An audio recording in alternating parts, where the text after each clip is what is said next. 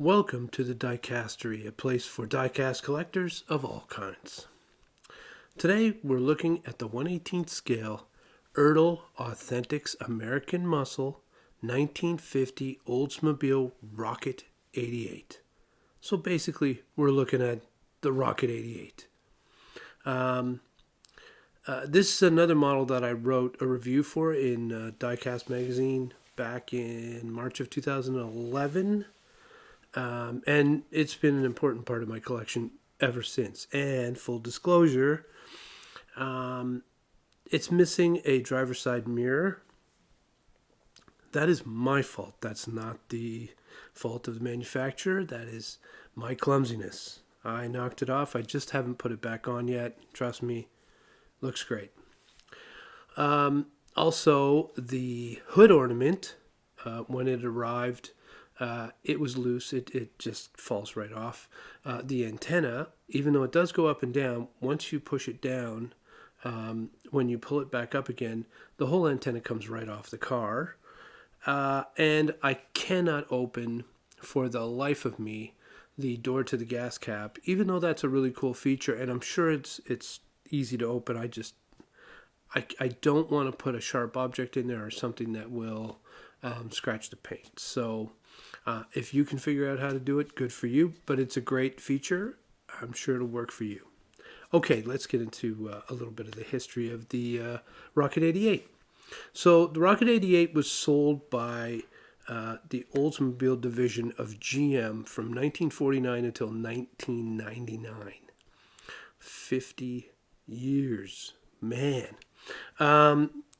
And this was one of GM's best sellers from 1950 to 1974. And originally, the car was supposed to be named Kettering Power after its designer, Charles Kettering. Now, the legal department crushed that pretty fast. And internally, the engine was called Rocket Power.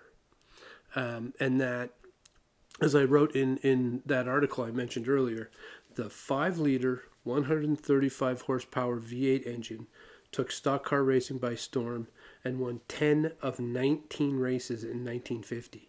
It wasn't long before the engine found its way into a lighter body, which Olds dubbed the 88 series. Thus, the Rocket 88 was born. Now, this car is said to have ushered in the muscle car era. At first, it was known as a supercar. That all changed in the 70s when the muscle car moniker was adopted. So it really was the first of its kind. It established in history the muscle car. So enough about the history of the car. Let's dive into the model. So the gray exterior it's very elegant. I love the Futuramic logo on the rear panels. It says Futuramic on there. Excuse me. The chrome on the exterior is mostly plastic, but believe me, and you can see it for yourself in the rotating model here, it's a standout. It really does shine. The front grille and bumper are incredibly stellar, as is the rear of the car. The hood ornament, as I said, it's very cool. It's a rocket in flight. The hood ornament came off the moment I got the model. The headlight packages are nicely detailed, and the covered wheels in the rear give the model the whole car, but also the model, a very sleek look. And the Oldsmobile tampos that are on the front and rear of the car they're just a really nice touch.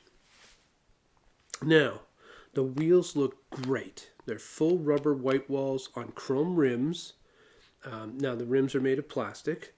The indented hubcaps have the original Oldsmobile logo on it, and it looks like a face to me. And someone, please let me know in the comments below if I'm right. I've looked it up.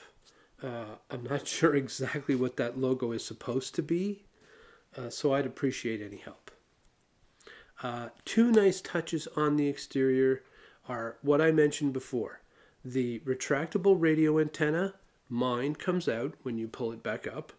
And again, I just have to super glue that in. It'll be fine.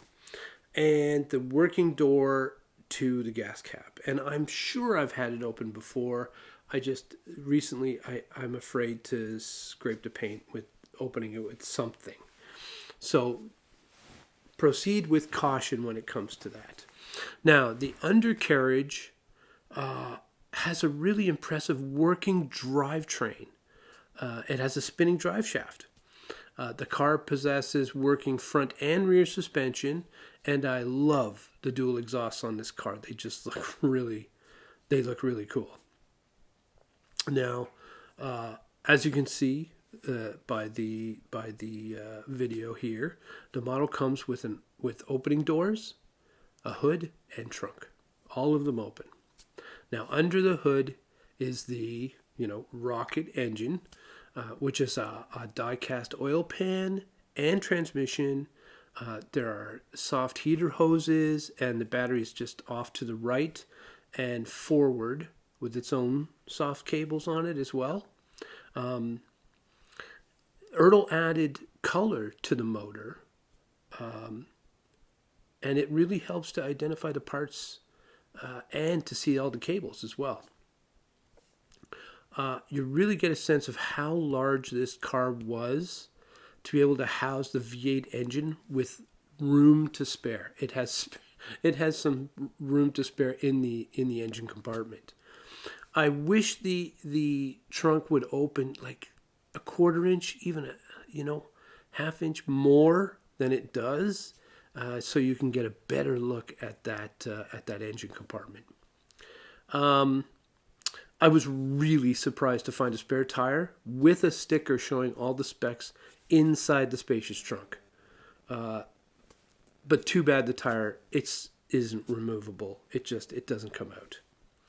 Now the matching gray, fully carpeted interior was a good choice. That features a sliding bench seat, and it has folding seat backs. The front wheels turn using the working steering wheel. Again, I'd refrain from doing that as it puts a little strain on the mechanism.